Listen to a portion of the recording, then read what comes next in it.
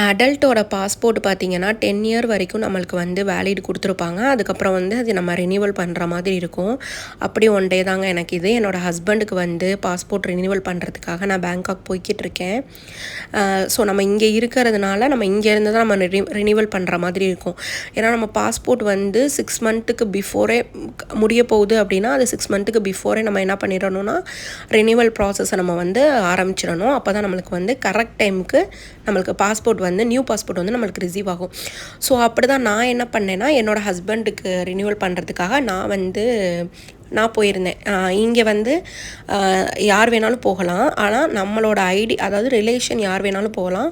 நம்மளோட ID proof வந்து அவங்களுக்கு கண்டிப்பாக கொடுக்கணும். இப்போ என் ஹஸ்பண்டுக்கு நான் போகிறதுனால என்னோடய ஐடி ப்ரூஃபான என்னோடய பாஸ்போர்ட், என்னை சார்ந்த என்னென்ன விஷயங்கள் இங்கே என்னென்ன இருக்குது, மேரேஜ் சர்டிஃபிகேட் இருக்குது, ப்ளஸ் வந்து தாய் ரிலேஷன் சர்டிஃபிகேட் இங்கே எடுக்கணும், அது இருக்குது. அதெல்லாம் எடுத்துகிட்டு நம்ம காப்பி போட்டு, ஜெராக்ஸ் காப்பி போட்டு நம்ம கையில் வச்சுக்கணும். சேஃப் அண்ட் செக்யூர்டுக்கு கண்டிப்பாக அதெல்லாம் நம்ம சப்மிட் பண்ணுற மாதிரி தான் இருக்கும். மித்தபடி வந்து அப்பாயின்மெண்ட் போடுறது, ஃபார்ம் ஃபில் பண்ணுறது எல்லாமே நாங்கள் ஆன்லைன்லேயே பிஃபோர் 1 வீக் முன்னாடியே நாங்கள் முடிச்சுட்டு ஆன்லைனில் வந்து நம்மளுக்கு டைமிங் கொடுத்துருவாங்க. நம்ம எந்த டைமிங் வேணாலும் நம்ம சூஸ் பண்ணி நம்ம அந்த டைமிங்க்கு நம்ம போனோன்னா சூப்பராகவே வேலை முடிஞ்சிருங்க. நான் வந்து கொஞ்சம் சீக்கிரம் போகணும் அப்படிங்கிறதுக்காக நான் மெட்ரோ தான் அன்றைக்கி ப்ரிஃபர் பண்ணி போயிருந்தேன்.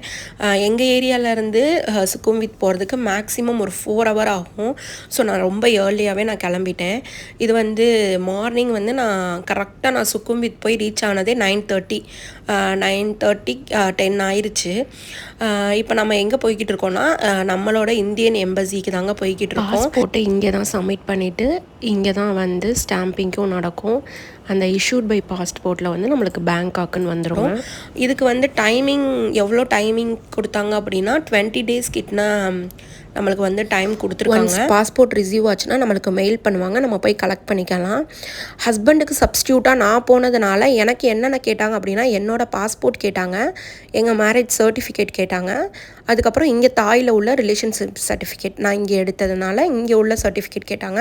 அதுக்கப்புறம் நம்ம எம்பசியில் போய் நம்ம எடுத்துகிட்டு வந்த ஃபார்மு, ஃபோட்டோ காப்பி, நம்ம எடுத்துகிட்டு வந்த ஃபோட்டோஸ் எல்லாத்தையும் அவங்கக்கிட்ட கொடுத்தோன்னா அதை ரெஃபர் பண்ணிவிட்டு அவங்க ஒரு ஃபார்ம் தருவாங்க. அதை ஃபில்லப் பண்ணி கொடுத்துட்டோன்னா அதுக்கப்புறம் வந்து ஃபீஸ் வந்து நம்ம பே பண்ணுற மாதிரி இருக்கும்.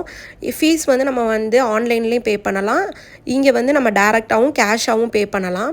பே பண்ணதுக்கப்புறம் அவங்க ஒரு ஸ்லிப்ட் கொடுப்பாங்க. அதை நம்ம வந்து சேஃபாக வச்சுட்டு நெக்ஸ்ட்டு வந்து நியூ பாஸ்போர்ட்டை கலெக்ட் பண்ண வரும்போது அதை எடுத்துகிட்டு வரணுங்க.